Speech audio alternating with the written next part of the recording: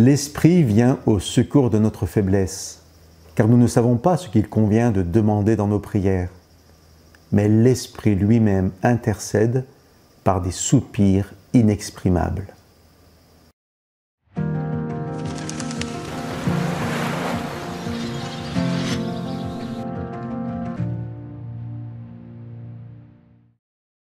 On raconte l'histoire d'un chrétien qui se retrouve seul, en panne de voiture, en pleine nuit, dans un lieu désert. Il fait si noir qu'il est dans l'incapacité de se déplacer, même en marchant. Alors il prie, il crie vers son Père pour trouver le secours dont il a besoin.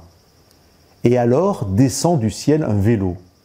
Et notre chrétien de se mettre en colère contre Dieu, car s'il ne peut pas marcher tant la nuit est profonde, comment pourrait-il donc pédaler ? Il n'a pas fini de pester contre Dieu qu'il voit au loin une lumière s'avancer. Petit à petit, elle grossit jusqu'à ce que notre chrétien voit arriver à sa hauteur un homme à vélo. Tant que cet homme pédalait, le vélo éclairait sa route. La réalité parfois, c'est que nous ne prions plus ou nous disons que nous ne savons pas prier parce que nous ne savons pas ce qu'il convient de demander dans nos prières. Paul nous dit que l'Esprit vient au secours de notre faiblesse. Il ne dit pas qu'il vient au secours quand nous sommes faibles. Il dit que nous sommes faibles, mais que l'Esprit le sait et veut nous aider. Ne pas prier parce qu'on se sent faible et qu'on ne sait pas comment faire ou quoi dire revient à vouloir de la lumière sans monter sur le vélo et sans commencer à pédaler. Prier, c'est pédaler.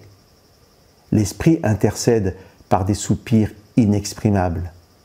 Une traduction de la Bible, la traduction œcuménique, traduit en des gémissements inexprimables. Et la Bible en français courant écrit « L'Esprit lui-même prie Dieu en notre faveur avec des supplications qu'aucune parole ne peut exprimer. » Chers amis, n'attendons pas d'être en pleine maîtrise pour prier, en pleine lumière pour pédaler. Montons sur le vélo et pédalons.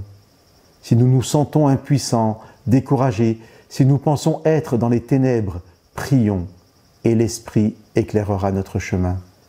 Il sondera nos cœurs et fera monter au Père ce que nous nous sentons incapables d'exprimer. Que Dieu vous bénisse.